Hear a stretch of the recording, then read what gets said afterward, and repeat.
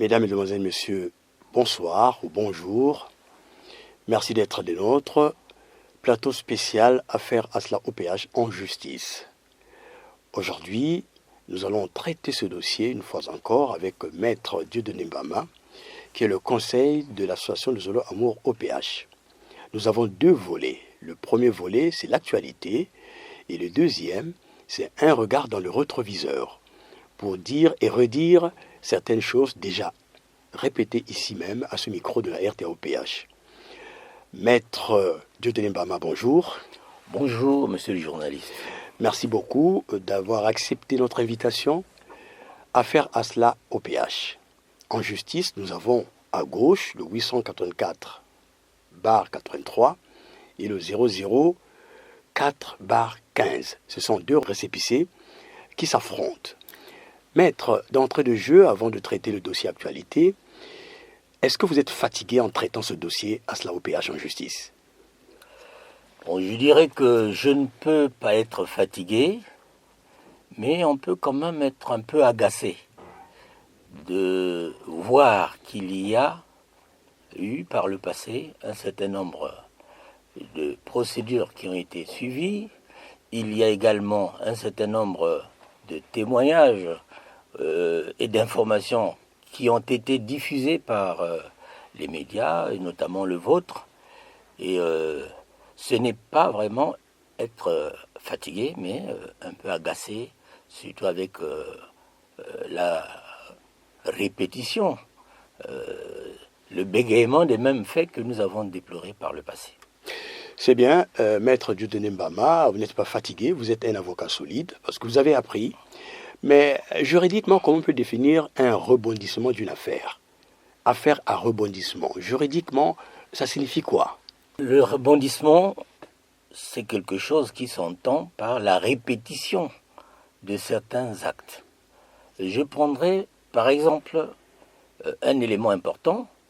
Nous avons dénoncé des violences par le passé. Nous avons eu, au cours des précédentes en tout cas interviews, nous avons évoqué le mouvement des gendarmes. On a évoqué le mouvement de la police et un certain nombre d'autres violences et voies de fait. Aujourd'hui, ce qui d'ailleurs confirme que il y a un rebondissement au niveau des faits déplorables qui ont émaillé les procédures que nous avons suivies par le passé et celles que nous continuons de suivre, puisque il y a quelques jours, en plein mois d'août, au courant de ce mois, il y a eu de nouveaux faits, des faits qui sont de nature à vraiment, en quelque sorte, révolter tous ceux qui aiment les libertés.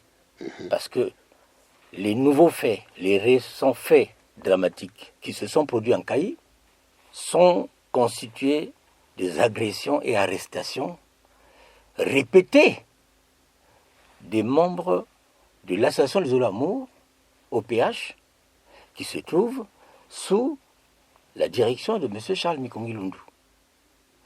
Alors, j'aimerais dire quand même à ce propos qu'il y a dans notre pays, il y a des lois, nous avons une constitution qui est en vigueur, la constitution du 25 octobre 2015. Donc, si vous permettez, je vais lire quelques dispositions ici.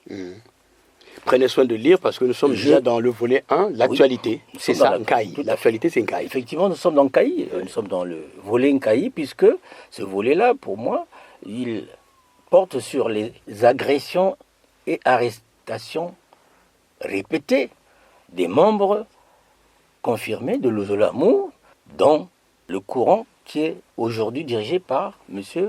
Charles Mikongi Lundu. Oui. Et donc nous sommes bien sur cette actualité. C'est voilà pourquoi j'aimerais, avant d'aller plus loin, rappeler les dispositions de la Constitution en vigueur dans notre pays, la Constitution du 25 octobre 2015.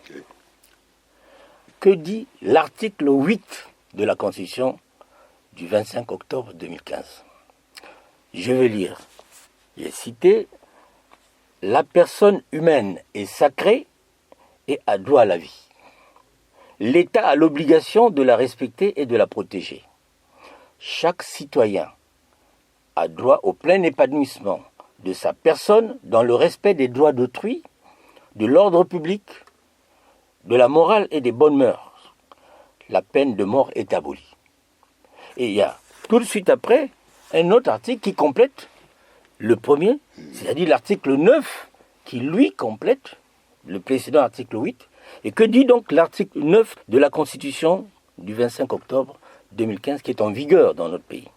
L'article 9 de la Constitution dispose: la liberté de la personne humaine est inviolable. Nul ne peut être arbitrairement accusé, arrêté ou détenu. Et pourquoi je dis qu'il est important de rappeler ces textes fondamentaux, puisque la Constitution du 25 octobre 2015 est la loi suprême de toutes les lois de notre pays. Bien sûr. Alors, cette Constitution garantit les libertés fondamentales de chaque citoyen.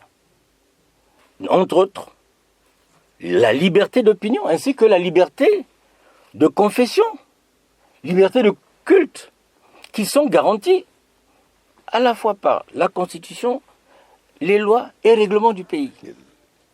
Prier, c'est une liberté fondamentale. Voilà pourquoi je me dis, les faits dramatiques qui se sont produits en Kayi, qui, n'est-ce pas, nous ont montré l'agressivité des policiers qui étaient en uniforme, hein, avec des images qui ont défrayé l'opinion internationale même, hein, qui ont défrayé la chronique dans les réseaux sociaux et même dans les autres médias de notre pays. Hein. Ces faits-là n'honorent pas la police de notre pays. Car les hommes qui ont, en tout cas, surgi à l'endroit où priaient ces braves hommes et femmes d'église, des membres confirmés de l'Ouzolo Amour, ces hommes-là, ils priaient leur Dieu. Ils n'ont fait de mal à personne. Et donc, nous avons à ce moment-là le droit de dénoncer de tels actes. Parce qu'aujourd'hui, là, la police doit s'exercer sous le respect de la loi. Mais justement, Maître Mbama, je vous arrête un moment. Ça se passe en Kayi, 4e ville du Congo. Il y a des juridictions en Kayi. Il y a le département, donc le préfet à Madingu. Il y a aussi des juridictions à Madingu, un peu plus proche à Dolisie. Comment vous appréciez le mutisme ou encore le silence de ces autorités-là? Justement, je pense que c'est un silence déplorable. Parce que vous faites bien de dire qu'il y a des juridictions. Et je pense que, pour aborder dans le même sens, Kayi, c'est une ville, c'est la 4e ville du Congo. Il y a un tribunal d'instance en Kayi. Et, n'est-ce pas, il y a un procureur de la République qui, justement, est le procureur garant de l'ordre public dans le ressort de la juridiction de Kayi. Et pas loin de Kayi, vous avez un procureur de la République, c'est le procureur de la République, près le tribunal de grande instance de Madingu. Et il faut ajouter que l'institution police se trouve sous la direction de la préfecture. Il y a un préfet dans le département de la Bouenza. Bien sûr. Donc, nous avons de bonnes raisons de penser que il y a comme une volonté, je dirais, une volonté de ne pas, justement, attirer l'attention de la force publique sur ce qui s'est passé en Kayi. Parce que il y a des poursuites qui pouvaient être engagées, sinon une enquête devait être ouverte pour savoir pourquoi la police, du moins pas toute la police, nous respectons la police de notre pays, mais pourquoi les agents de police, là, cette équipe, les agents de police et des officiers de police, est allée, en tout cas, violenter, arrêter, traumatiser, terroriser des membres de l'Ouzolo qui étaient en train de piller, avec des armes au poing. Vous êtes en face des gens qui ont des mains nues. Ils n'ont aucune arme, même pas une arme blanche. Bon, ils sont en train de prier. Ils portent bien un uniforme religieux par lequel on peut les reconnaître comme étant des religieux. Mais que des personnes, ces hommes, ces femmes, soient manu militari, arrêtés, mis dans une BJ, et pour une direction jusque-là inconnue. Et d'ailleurs, il faut ajouter qu'il y a un fait très important qu'il faut souligner, que après ces violences, après cette intervention musclée de cette équipe de police de Nkaï, il y a un des membres qui est tombé dans le coma. Oui. Donc ce sont des faits d'une extrême gravité. Il y a un membre confirmé, Louzolo Amo, qui est tombé dans le coma à la suite des violences qu'ils ont reçues. C'est à peine là qu'il vient de reprendre, n'est-ce pas, connaissance. Donc on n'était pas loin d'avoir un drame du genre, il y a mort. Mais vous, en tant que conseil de Asla OPH, c'est vrai que vous êtes en train de faire de l'analyse, on fustige un peu le mutisme, le refus, le silence de ces autorités. Mais au finish, qu'est-ce que le conseil a dit à son client? En tout cas, nous, conseil, notre approche, c'est que il y a eu une arrestation. Nous n'avons pas entendu, dans une intervention explicite de la police, qu'il y avait eu tel crime, tel délit, telle infraction. Oui. Parce qu'aujourd'hui, là, je l'ai rappelé, les libertés fondamentales sont protégées par la Constitution elle-même déjà, par les lois de la République. Donc aujourd'hui, les missions de la police, c'est que si on a signalé une infraction, on se transporte sur les lieux, on doit recueillir les indices, et si c'est un flagrant délit, quelqu'un a une arme, il est en train de pointer sur une autre personne, ils arrivent au moment où on est en train peut-être de porter des coups et blessures, pour ne prendre que l'exemple de ces infractions, de ces délits-là. Bon, donc aujourd'hui, là, je pense que les images qui ont été... Parce que ce n'est pas le cas où on a rapporté. Les images que tout le monde a pu voir à la télé sont des images qui montrent une brutalité tout à fait extrême, injuste. Parce que les gens ont des mains nues. Ils ne sont pas menaçants. Si c'était peut-être des faits qui seraient rapportés à la police, et que la police, c'est son droit d'aller sur les lieux. Moi, je respecte tout à fait les missions que la loi et le code de procédure pénale ont données à la police. Mais là, ce qui choque, là où le bas blesse, c'est que ces images-là ne montrent pas qu'on a intercepté un délinquant ou quelqu'un qui était sur le point de commettre un crime ou un délit. On a vu des membres de Louzolo Amo, des hommes et des dames qu'on a fait monter manu militari dans une BJ. Mais il faut aussi rappeler, parce que pourquoi nous sommes quand même très choqués, plus choqués qu'avant, c'est qu'il y a à peine quelques mois, en février, il y a eu à la section de l'Asla OPH de Mfilo un même fait, c'est le même modus operandi. On est allé à la section, une équipe de police du commissariat central de Brazzaville a arrêté 3 membres de Louzolo Amo. Manu militari conduit au commissariat central de Brazzaville, où ils sont restés en garde à vue pendant pratiquement toute une journée. Mais vous avez dit, bon, nous en tant que conseil, qu'est-ce que nous faisons pour votre gouverne? Après les événements de Brazzaville, après cette arrestation de 3 membres de Louzolo Amo à Brazzaville, nous avons pris notre plume pour attirer l'attention de monsieur le procureur général près la Cour suprême, qui est la plus haute autorité de tous les parquets.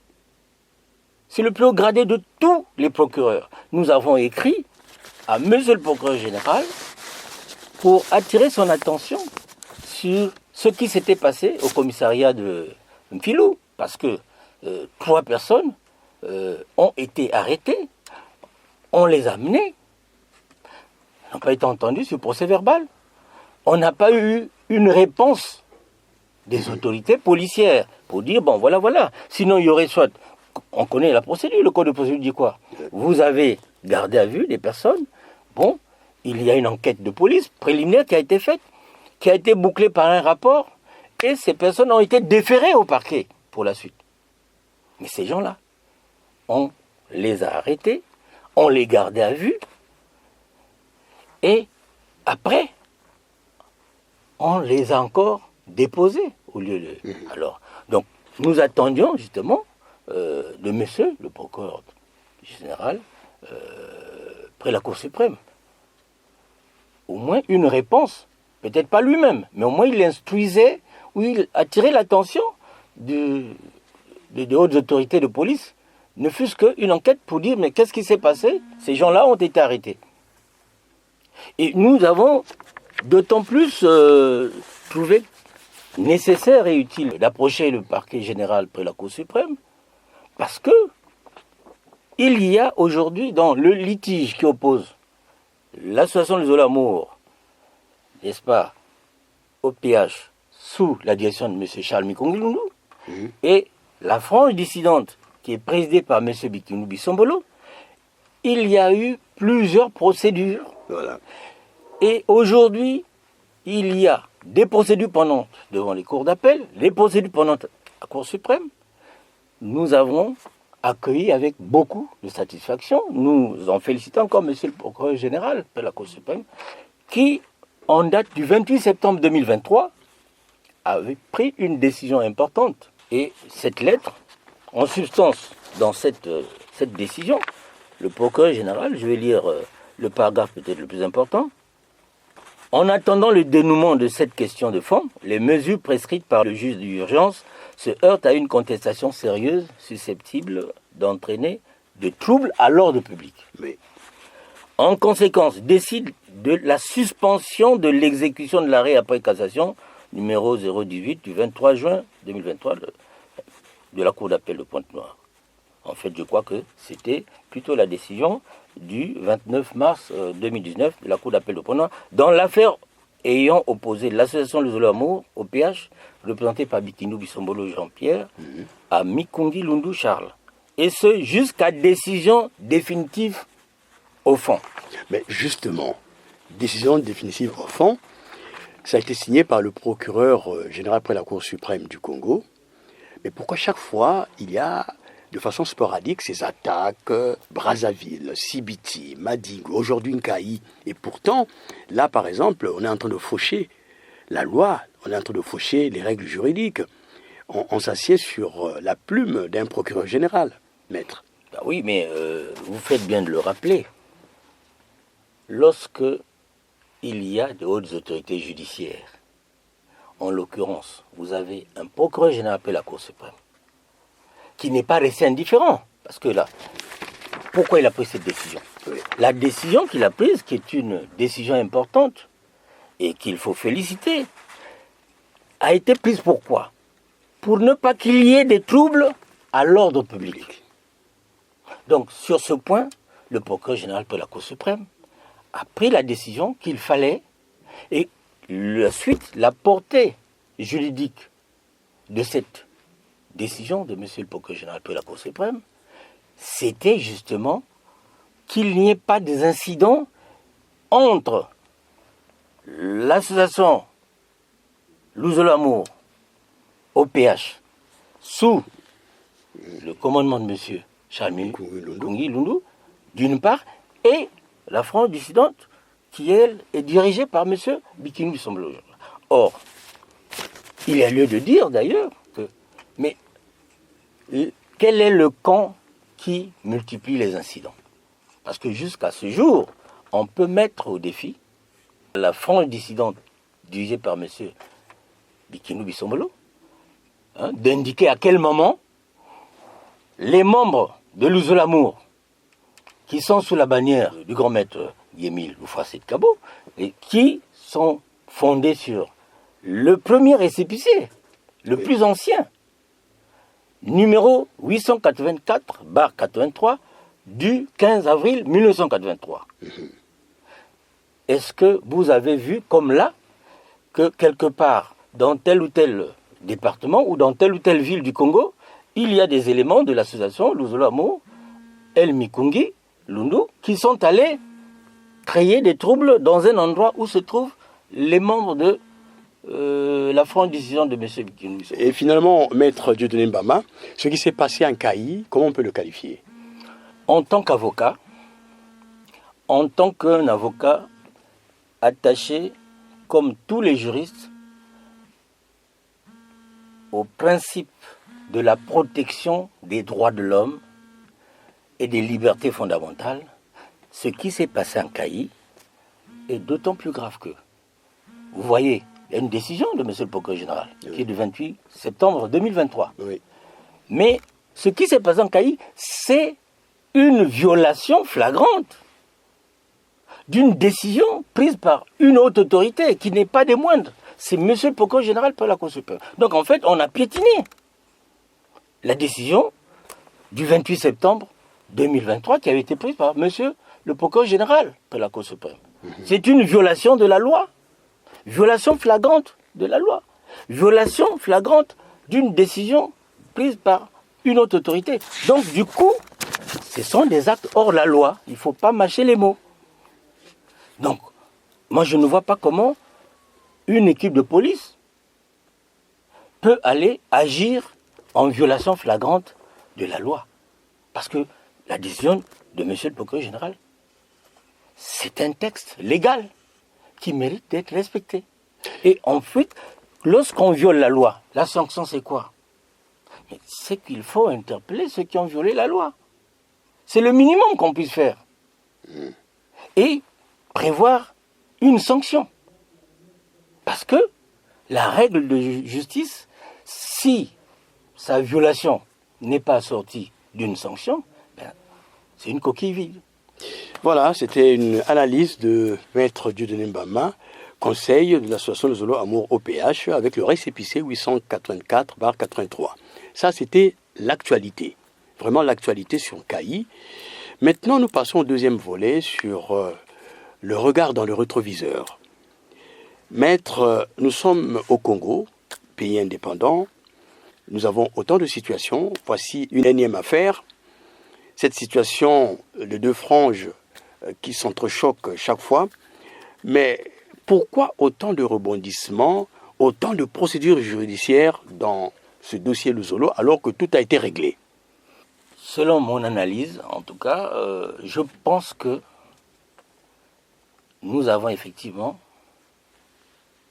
à noter qu'on ne pouvait pas avoir 8 ans de procédure, puisque si nous partons de la date à partir de laquelle le litige, le différend entre les deux parties est né, le litige est né en août 2016. Arithmétique élémentaire, vous voyez, 12 août 2016, 12 août 2024, c'est 8 ans. 8 ans de procédure. 8 ans de procédure, et chose curieuse, on n'a jamais jusque-là pu avoir une décision définitive. La faute à qui? La faute à qui? Moi, je pense que, avec tout le respect que j'ai pour tous les magistrats du Congo, je crois qu'il y a un malaise dans ce dossier. Et quel est-il, ce malaise? Je prends quelques points importants pour démontrer que il y a comme anguille sous roche. On frise un peu le déni de justice. Le refus de trancher. Vraiment le refus. Et juridiquement, ça s'appelle comment? Le déni de justice. On est, en tout cas, on a un droit de dire que nous frisons le déni de justice dans cette procédure-là. Et si vous permettez, je vais prendre quelques exemples précis. Repartons à la base de ce litige. Jusqu'en août 2016, il n'y avait jamais eu de récépissé. Vous comprenez? Un seul. Donc, ce que j'appellerais le délit ou le crime originel qui a créé toutes ces procédures, tout ce différent, c'est que il y a eu, après le récépissé numéro 884-83 du 15 avril 1983, c'est que 22 ans après, en 2015, le 15 mars 2015, voilà, il est un membre de l'Ozolamo qui est, au départ, il était délégué, donc délégué permanent, qui va penser que non, il s'éloigne des enseignements du président fondateur, Guy-Émile Houphouët-Boigny. En quoi il s'éloigne? Et les enseignements de Guy-Émile Houphouët-Boigny, c'est que lui dit, non, il ne se sent plus à l'aise avec le 884-83. Et il va saisir le ministère de l'Intérieur et de la décentralisation. D'abord, chose curieuse, par une feuille manuscrite. C'est sur la base d'une demande manuscrite, avec de nouveaux statuts qui prennent le contre-pied des anciens statuts, Oui. avec un nouveau règlement intérieur. Et voilà que M. Bikinou Bissombolo revendique maintenant un deuxième récépissé, le 004 du 12 mars 2015. Alors, quand... Du 12 avril 2015. Oui. Non, 12 mars 12 2015. mars C'est le 12 mars 2015. Voilà. Hein, donc, il faut bien spécifier. Le premier récépissé, l'ancien, n'est-ce pas, récépissé qui avait été délivré sous l'égide du grand maître Guy-Émile Houphouët-Boigny, Oui. celui-là date du 15 avril, 1983. J'ai bien spécifié, c'est 20, comme dans un film de Karachika, 22 ans plus tard.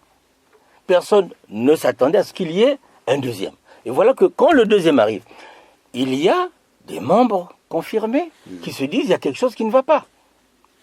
Une même association, pourquoi deux statuts différents et deux règlements intérieurs? Alors, qu'est-ce qui a été fait par l'ASLA-OPH, qui se trouve sous la direction de M. Charles Mikongounou? Il fallait se rapprocher du ministère de l'Intérieur et de la décentralisation, qui est l'administration compétente pour délivrer les récépissés. Il dit, mais écoutez, nous sommes étonnés. On a même envoyé un huissier de justice, l'huissier de justice habituel de l'ASLA-OPH El Mikungi, maître Patrick Mavungu. Sur la base de quoi est sorti ce deuxième récépissé? Vérification faite. On trouve que ça n'a rien à voir avec L'ancien récépissé. Puisque là, vous verrez que dans les nouveaux statuts de M. Bikinou, il y a une mention ONG. Alors, Organisation non gouvernementale. non gouvernementale. Je veux vous le montrer. Hein? C'est ça le statut de M. Bikinou Bissombolo, il est là. Lisez vous-même ici. Titre 4 de la composition des structures de la SLA-OPH.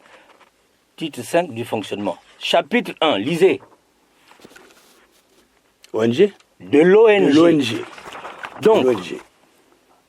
Donc là, tous les membres, les braves membres confirmés de la SAOPH, fidèles et associés de la SAOPH, qui eux, ils sont restés attachés aux anciens statuts. C'est ça le point de discorde. Ils sont restés aux anciens statuts, ils sont restés à l'ancien règlement intérieur. On a sollicité du ministère de l'Intérieur et de la Décentralisation l'annulation pure et simple de ce deuxième récépissé, c'est-à-dire le 004 du 12 mars 2015, par une décision du ministère de l'Intérieur et de la Décentralisation. En 2018, le ministère de l'Intérieur dit clairement que le récépissé 004 du 12 mars 2015 est annulé et est de nul effet. Désormais, il n'y a qu'un seul. C'est l'ancien, donc le numéro 884/83 du 15 avril 1983, qui avait été délivré à lui-même, monsieur le président fondateur, Guy Milfoy Sédhi Kouabou. Alors, maître Dieudonné Mbama, s'il vous plaît, quelle est la distance juridique entre une association telle que le Zolo Amour OPH et puis l'ONG? Il y a une distance juridique là. Je vais vous répondre aisément. Est-ce que les ONG, d'après vous, une ONG peut s'apparenter à une organisation religieuse? Je ne pense pas. Hein? Je vous pose la question. Bon, prenons Médecins sans frontières, c'est une ONG. Oui. Est-ce que là-bas, il y a une dimension spirituelle et religieuse dans les activités de Médecins sans frontières? Absolument pas. Donc, ça veut dire quoi? C'est que M. Bikinou Bissombolo, qui avait une toute autre vision de l'association, il a créé son ONG. Et là où je trouve qu'il y a de la mauvaise foi de sa part, c'est qu'il aurait pu trouver un autre nom. Donc, oui. Après l'annulation d'un récépissé, l'annulation est actée par le ministère qui délivre. Lui, il s'entête à utiliser le même logo, le même emblème. Et à ce moment-là, je vous pose une simple question, monsieur le journaliste. Quelle est la conséquence immédiate de l'annulation d'un document officiel? C'est que ce document-là, c'est que cette association-là ne devait pas exister. N'est-ce pas? Mais au vu de tout ça, maître Dieudonné Mbama, les juridictions du Congo sont là, les responsables sont là à tous les niveaux. Est-ce que c'est du fait semblant? Bon, écoutez, je ne dirais peut-être pas en ces termes, mais moi je fais seulement constater que nous sommes cartésiens. On a pris le rationalisme. C'est que dans notre dossier, je crois qu'il y a beaucoup de faits irrationnels. Moi, je viens de vous dire, est-ce qu'une ONG est comparable à une organisation religieuse? Ce n'est pas la même dimension. Bon. Voilà. Or, est-ce que si M. Bikinou Bissombolo, parce que ça arrive, qu'on soit, n'est-ce pas, désormais, qu'on prenne ses distances. Et l'histoire des religions nous montre que il y a beaucoup qui se sont souvent retirés, n'est-ce pas, pour aller créer une autre, pour qu'il n'y ait pas une confusion. Or, lui, il a un récépissé annulé. Bon, comment un récépissé annulé? Donc, il est mort. Le récépissé, là, comment il peut encore connaître une résurrection? Maître Dieudonné Mbama, peut-être que le cadavre bouge un peu. Bon, je pense que, pour moi, le cadavre ne bougerait même pas. Parce que quand on est mort... On est mort. Sinon, s'il bouge, ça veut dire qu'on est mort à moitié. Vous voyez? Et il a cette documentation qui annule carrément voilà. Donc, son récépissé. Le premier anachronisme, voilà pourquoi je vous ai dit, dans notre dossier, il y a beaucoup d'effets irrationnels. Parce que pour des gens qui auraient pu constater qu'il y a annulation de ce récépissé, on disait non, vous ne devez plus chercher à faire comme double emploi avec une organisation qui, elle, repose sur un vrai et authentique récépissé. Et si vous permettez, je vais faire un petit clin du côté de l'histoire. Oui. Bon. Au regard des éléments objectifs de ce dossier, M. Bikinou Bissombolo est un hérétique, c'est-à-dire il est entré dans une hérésie. En français simple. En français simple, c'est-à-dire Guy Milfoy Sédhi Kouabou donne une direction ou des directives, lui, il remplace, n'est-ce pas, la logique de Guy Milfoy Sédhi Kouabou qui dit que, il est impossible de changer les statuts. Donc, il y a une interdiction formelle de modifier les statuts.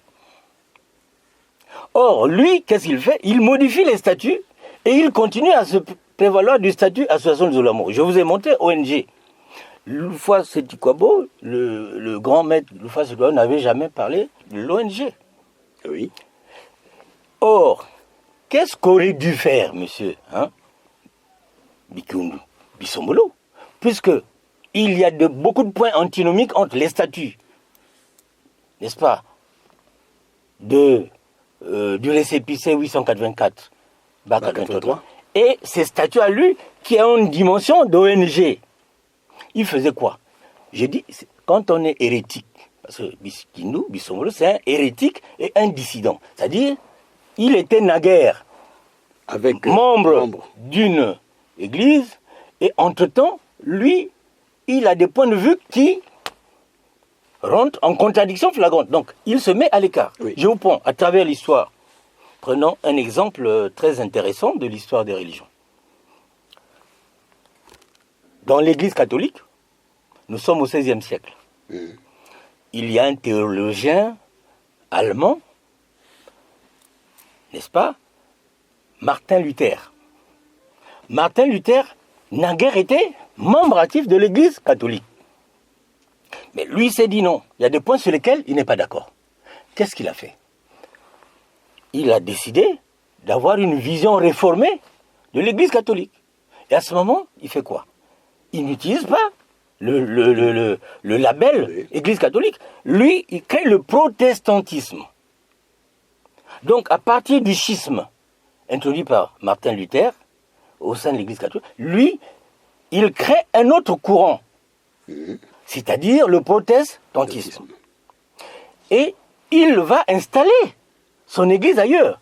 Et donc, il ne fait pas comme Bikini Bissombolo, qui aujourd'hui, il fait tout pour aller créer des troubles, aller agresser les membres de l'association de l'amour sous la direction de Bikini Bissombolo, alors qu'il aurait pu faire comme Martin Luther King. Oui, créer. Martin Luther, il crée son logo. Et en plus, est-ce que quand Martin Luther, qui est ce théologien allemand-là, qui a créé le protestantisme au XVIe siècle, lui, quand il crée, il avait besoin encore d'aller emmerder ceux qui priaient à Rome. Pas. Est-ce que Martin Luther était, par exemple, avait fait une expédition pour aller chasser le pape à Rome et s'emparer de la basilique Saint-Pierre? Non. Et finalement, Jean-Pierre Bikini Bissombolo, a-t-il reçu le mandat de Guy Mulford Sedi-Kouabo d'agir ainsi? Mais il n'a jamais reçu mandat. Parce que si on en croit aux statuts, n'est-ce pas, les anciens statuts de l'ancien récépissé 884/83 du 15 avril 1983. Mais les statuts, les anciens qui ont été élaborés sous l'égide de Guy-Émile Mulford Sedi-Kouabo interdisent formellement la modification des statuts. Donc ça, c'est une première violation des enseignements et de la doctrine de Guy-Émile Mulford Sedi-Kouabo, puisqu'il a proscrit interdiction, nul ne doit modifier les statuts. Ça, c'est le premier péché originel de Bikini Bissombolo. Et après, il ne s'arrête pas là. Il dit que les anciens statuts-là, en tout cas, sont des statuts que lui-même, Mulford Sedi-Kouabo, avait fait, n'est-ce pas, établir. Et que tout membre conséquent, sérieux, fidèle, ne peut pas aller à l'encontre des statuts. Et vous verrez que quand j'ai lu, bon, il n'y avait jamais une possibilité de mettre, non, le délégué permanent peut remplacer le... Mais oui. Il n'y a pas de disposition pour ça. Mais là, dans la deuxième... donc, dans les statuts nouveaux, créés par Bikini Bissombolo, on dit non, le délégué permanent peut remplacer le grand maître. Et moi, dans une interview précédente, j'avais dit qu'en fait, lui, il veut être le remplaçant. Et il a du mal à dire non, en fait, mais il est obligé, comme pour ne pas trop montrer son visage de dissident ou d'hérétique face au statut ancien, face au règlement ancien, il dit non, mais le délégué permanent peut remplacer. Là, par exemple, je vous lis l'article pour être un peu plus précis. Alors, voici l'article 12. Vous voyez la mention? Oui. Nouveau. Ah, il écrit Mais c'est bien marqué par lui, nouveau. nouveau. Il n'y a jamais eu d'article 12 nouveau. Et il reprend quand même la première fois. Le pouvoir de décision, nomination, destination, voilà, incombe au président. Or là, il a enlevé le mot exclusivement. Parce que dans les anciens statuts, on a bien marqué, il est bien marqué que le pouvoir de destitution, nomination, appartient exclusivement. Le mot exclusivité, vous comprenez ce que c'est. Oui, c'est qu'il n'y a pas quelqu'un d'autre. Il n'y a pas quelqu'un d'autre. Mais non. Dans l'article 12 nouveau, voilà, il dit seulement lui incombe. Mais après, c'est pour préparer la suite par rapport à ses ambitions. En cas d'empêchement du président fondateur de l'ASLA, le délégué permanent du président fondateur de l'ASLA agit en lieu et place. Ah, il se rapproche de plus en plus. En lieu et place. Oui. Donc j'avais parlé de l'exemple d'un putsch dans mon interview de 2021, dit qu'en fait, lui, il est clair qu'il veut remplacer. Oui. Et donc avant il se cachait, mais là, ouais, agit en lieu et place. Donc vous voyez que j'étais comme un prophète. Je l'ai dit en 2021 que l'ambition fondamentale, l'intention réelle de Bikinu Bisomolo, c'est de prendre simplement la place du grand maître. Mais... Puisque là, vous avez vu, en français facile, en cas d'empêchement. Donc lui, il ne peut pas dire non, il remplace. Il prévoit, non, certainement que le président sera souvent empêché. Donc en cas d'empêchement du président fondateur de l'ASLA, le délégué permanent du président fondateur de l'ASLA, de l'association des Olamo, agit en lieu et place de ce dernier. Il peut signer les notes circulaires et les cartes d'adhésion. Ouais. Donc le putsch Il est dans les équilibres de la langue française, les équilibres. Oui, donc vous voyez que ça porte encore de l'eau à notre moulin. C'est que lui, avec le 004, le récépissé 004 du 12 mars 2015, son but, c'est en finesse commencer à se mettre dans le fauteuil du grand maître. Et là, vous avez là. Donc, ce qui fait que, pour finir, ce qu'il aurait fait, s'il avait suivi le grand théologien allemand dont je viens de parler, exact, il faisait ceci, comme l'avait fait Martin Luther, qui était un dissident. Il s'est séparé de l'Église. Or, Bikinu devait avoir. Il construisait ses locaux à lui. Il créait un logo, un emblème à lui. Et c'est tout. Et ce serait fini. Et il y a un point important, monsieur le journaliste, que j'aimerais aussi évoquer, parce que, pour ne pas que ça m'échappe, revenons sur l'état des décisions judiciaires dans notre dossier actuellement. Oui, mais justement, avant de poursuivre, il y a des juridictions au Congo. Oui. Petite question, est-ce que les juridictions du Congo sont différentes? Bon, à ce que je sache, la dissidence philosophique et religieuse, c'est Bikinu. Les juridictions congolaises sont soumises aux mêmes lois. Si vous prenez le code de procédure civile, c'est le même. Le code de procédure pénale, c'est le même. Le code de commerce, c'est le même. Donc, en fait, il n'y a pas de Congo. Sinon, par exemple, il y aurait une loi spéciale pour les juridictions de Brazzaville. Donc, ça considère comme un État à part. Et il y aurait des lois pour les juridictions de Pointe-Noire. Or, il n'en est rien. Mais Il y a une unicité des lois. Unicité du ministère, unicité d'État. Donc en fait, aujourd'hui, nous sommes étonnés que la même règle vue par tel juge, par exemple de Pointe-Noire. Justement, à Pointe-Noire, on l'avait débouté. On avait débouté Bikinu Bisomolo Jean-Pierre pour défaut de qualité. Voilà pourquoi j'ai posé la question s'il y a une différence entre la juridiction de Brazzaville et de Pointe-Noire. Voilà. Mais vous avez bien fait justement d'évoquer le concept de défaut de qualité. Si vous voulez, je peux résumer en un mot la situation de toutes les procédures pendantes dans ce dossier-là, devant les différentes juridictions congolaises, qu'il s'agisse de celle de Pointe-Noire ou celle de Brazzaville. Je résume ça par un défaut de qualité permanent de Bikinu Bisomolo. Bikindu Bisombolo est dans un défaut de qualité permanent. Pourquoi? Voilà. Je prends 2 décisions. Il y a une décision de la 3e chambre civile du tribunal de grande instance de Pointe-Noire qui avait refusé d'homologuer les circulaires que M. Bikindu Bisombolo avait voulu faire adopter par le tribunal. Oui. Quel est l'argumentaire de la 3e chambre civile du tribunal de grande instance de Pointe-Noire?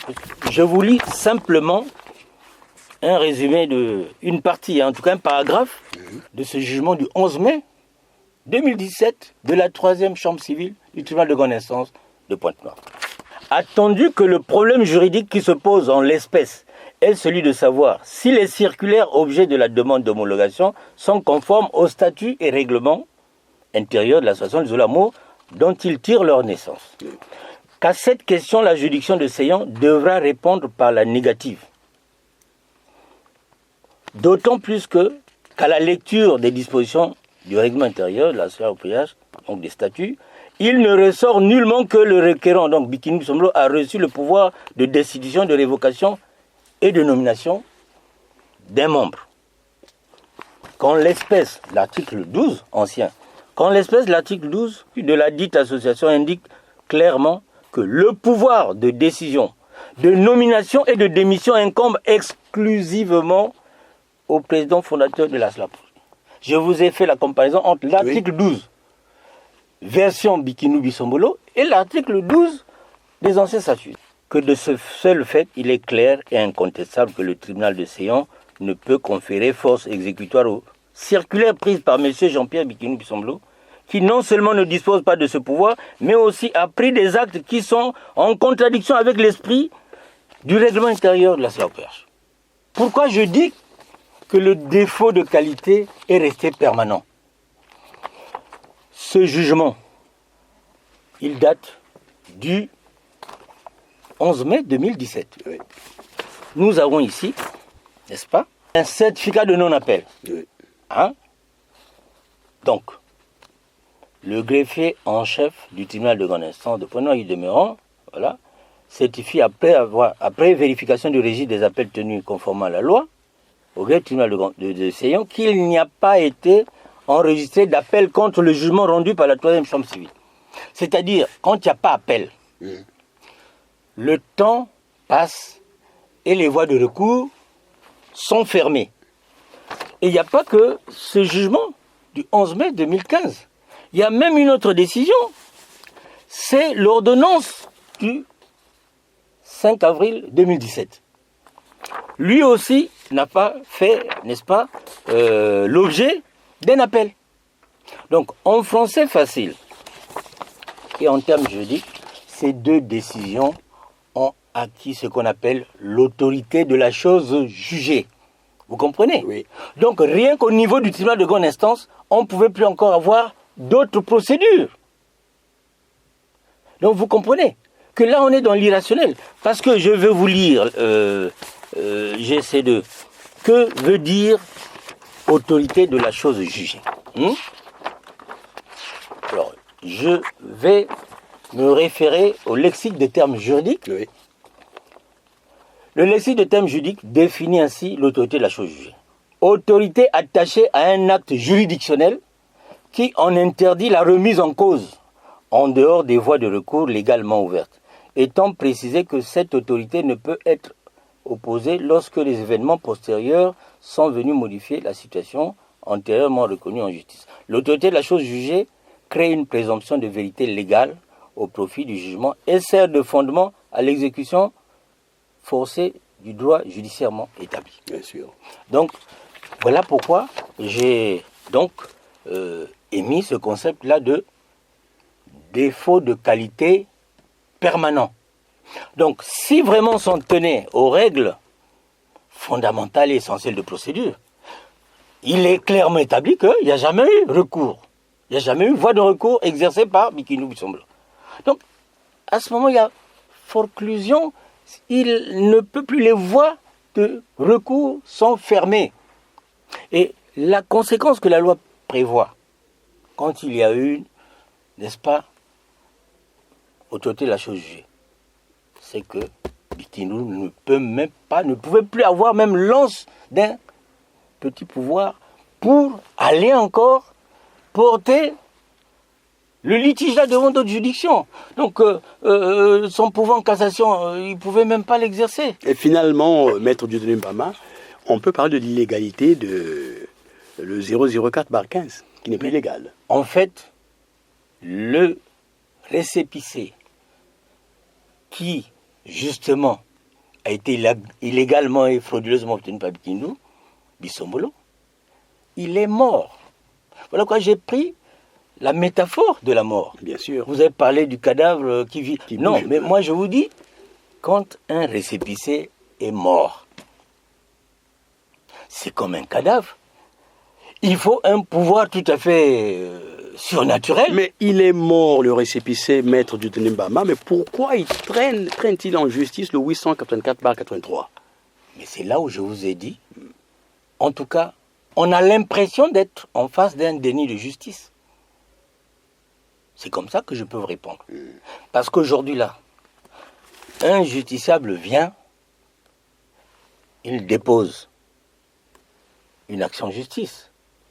Mais entre-temps, on apporte à la juridiction qu'attention, cet acte n'a pas été fait dans les délais, et qui plus est, la partie adverse a, n'est-ce pas, des preuves qu'il y a autorité de la chose jugée.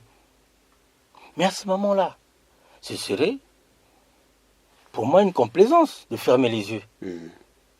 Donc aujourd'hui, là, c'est pourquoi je vous ai dit, vraiment, nous sommes comme dans une espèce de cercle vicieux.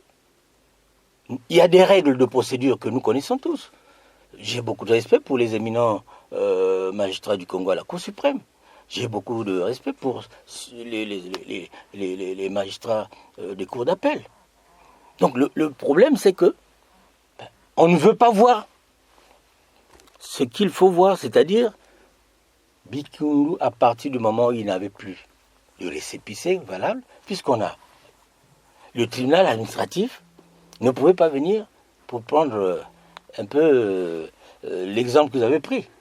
Donc le tribunal administratif, si ce récépissé 004 du 12 mars 2015 est annulé, le tribunal administratif devait voir qu'il est annulé. N'est-ce pas?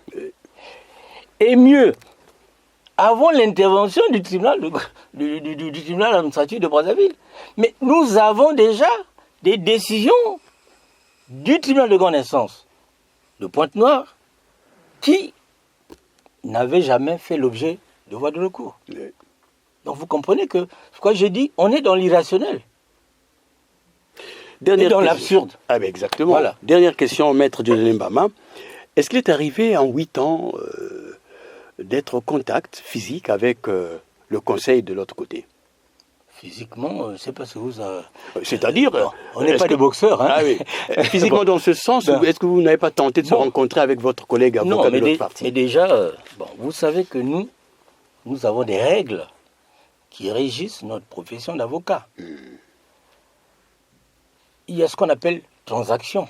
C'est peut-être ce que vous voulez dire, c'est-à-dire discuter... Discuter avec l'avocat de l'autre parti. Mais pour discuter, arriver à un modus vivendi, il faudrait que il y ait cette volonté-là.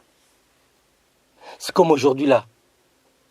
Vous n'avez jamais entendu que, M. Bikindu Bissombolo, avec ses conseils, ont incité une partie des membres confirmés de l'Uzolo, des fidèles, pour aller chercher noix aux autres. Mais en revanche, là, je vous dis, sous le sceau de la confidence, lorsque nous avons saisi M. le procureur général pour la Cour suprême, pour lui expliquer que, attention, vous avez pris une sage décision du 28 septembre 2023, mais au moment où nous parlons là, nous vous signalons que on a foulé au pied votre décision, parce que il y a 2 BJ qui sont allés au lieu de culte des membres de l'association Luzolo Amour, n'est-ce pas, de la section de Filou.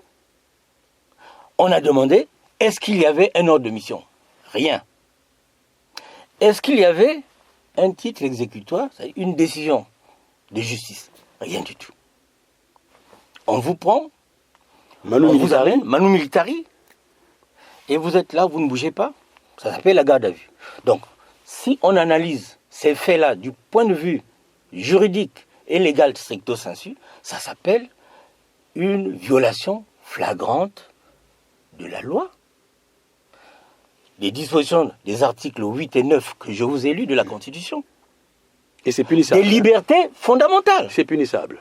Mais c'est punissable parce qu'aujourd'hui là, moi je pense que l'ASLA, en tout cas, l'association du Zolo Amour, OPH, qui est sous la direction de M. Charles Mikung, a le droit de dénoncer ces choses-là, ces faits-là, devant les hautes autorités de police et devant les hautes autorités judiciaires.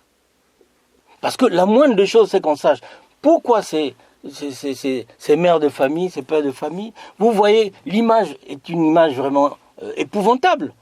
Vous avez des policiers dans leur uniforme, armés de Kalachnikov, et qui prennent, n'est-ce pas, des membres de l'Uzolo, qui portent, et heureusement, parce qu'on aurait dit peut-être des vulgaires bandits, mais ce ne sont pas des bébés noirs, ils portent l'uniforme, l'Uzolo Amour.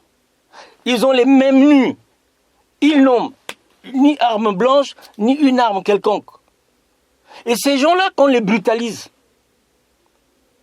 On ne va pas chercher Oussama Bin Laden ou un redoutable bandit. Nous avons là des gens qui étaient simplement en train de prier. Et là où le bas blesse, c'est ça. Donc, les gens sont en train de prier.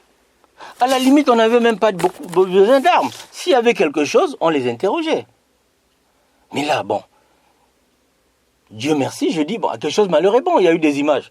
Sinon, bon, on se serait caché derrière le fait que non, tout ça c'était un mensonge. Mais ces images-là ont traversé beaucoup de pays, ont défrayé la chronique. Les réseaux sociaux, c'est maintenant font du monde un village planétaire. Donc, à New York, on peut voir ça, à Paris, on peut voir ça, et partout. Maître Dieudonné Mbama, et pour terminer, vous allez répondre à cette question de volet. Vous qui êtes conseiller de ASLA OPH, vous avez le dossier, il y a très longtemps, dans vos bureaux, vous avez réfléchi. Qu'est-ce que vous dites, volet 1, à votre client? Et qu'est-ce que vous dites, volet 2, aux membres de l'association Luzolo Amour, récépissé 884/83? Oui, ce que je peux passer comme message aux membres de l'association Luzolo Amour, OPH, qui est sous la direction de M. Charles Mikung Lundu, c'est simple. C'est qu'il faut qu'ils sachent qu'en ce moment, les actes qui sont successivement portés sont des actes qui visent à déstabiliser l'Église, et parce que Bikinu Bisombolo, il a un objectif. Lui, il a besoin des documents pour faire croire qu'il est dirigeant d'une... Mais encore qu'il est dirigeant d'une ONG. Même les ONG aident les gens. Vous voyez, hein, l'ONG, il y a toujours des considérations qualitatives. Mais là, un vrai homme de Dieu ne peut pas utiliser la violence. Oui. Parce qu'il y a une différence. Ce qui caractérise les chrétiens ou les religieux de toutes les confessions, c'est que on a un principe fondamental, c'est la paix. La paix du Christ, la paix pour les autres. Or là, le message que je vois, c'est que Bikinu Bisombolo est prêt à tout pour mettre la main sur le patrimoine. Parce que lui, c'est pas prier. Je vous ai pris un exemple. Ce n'est pas prier. C'est s'emparer du patrimoine dans toutes les sections. Si vous avez vu ce que j'appelle un peu ce que j'appellerais une croisade en 2024. Acte 1, on arrête les 3 membres de Luzolo Amour, de la section de Mfilou. Acte 2, on va à l'Essara. Acte 3, on va à Bouanza. Et là, nous sommes peut-être au tome 4 de ces faits-là. Bon, donc, moi, le message, c'est quoi? Le message que j'adresse aux membres de Luzolo Amour, c'est de prier leur Dieu, Et surtout, de ne pas être étonné. Parce que la persécution, c'est un phénomène qui n'est pas nouveau. Oui. Jésus-Christ, il avait des pharisiens qui ne le lâchaient pas d'une semelle. Ils étaient à ses trousses en permanence. Et au Congo, Brazzaville, nous avons aussi, en tout cas, l'ASLA au péage, en tout cas attaché à l'ancien récépissé. Il a aussi ses pharisiens du 21e siècle. Et aux clients, qu'est-ce qu'on peut dire aux clients? Le client, c'est-à-dire Monsieur Salmi Kongilundu, je lui recommande encore d'être stoïque, endurant. Pourquoi je dis ça? Parce que je pense qu'il y a des phénomènes qui peuvent vous déstabiliser pendant un bon moment. Il y a toujours une fin. Et je vais finir avec une citation d'un philosophe grec, Héraclite. Héraclite a une phrase très courte où il disait « Pantare ». Pantare, traduction du grec en français, tout finit toujours par passer. Tout finit toujours par passer. Donc, c'est comme les tribulations, souffrances et tout. Moïse n'a pas délivré les enfants d'Israël qui étaient captifs en Égypte après combien de siècles? Autant de siècles. Mais il y a eu quand même un moment où il y a eu un envoyé de Dieu, Moïse, qui a fait traverser les mers pour aller vers la terre promise. C'était la voix d'un juriste, Maître Dieudonné Mbama, avocat de l'ASLA OPH, très endurant. Vous avez compris ses explications, ses analyses, ses commentaires, documents à l'appui. C'est ça, être avocat. Merci, chers confrères. Merci aussi à tous les adeptes de l'Ozolo Amour OPH et tout le monde entier qui nous suit. Maître Dieudonné Mbama reviendra un autre jour pour expliquer certainement les différents contours de ce dossier 884/83 et le récépissé qui est déjà mort. Merci pour ce dossier spécial et à la prochaine.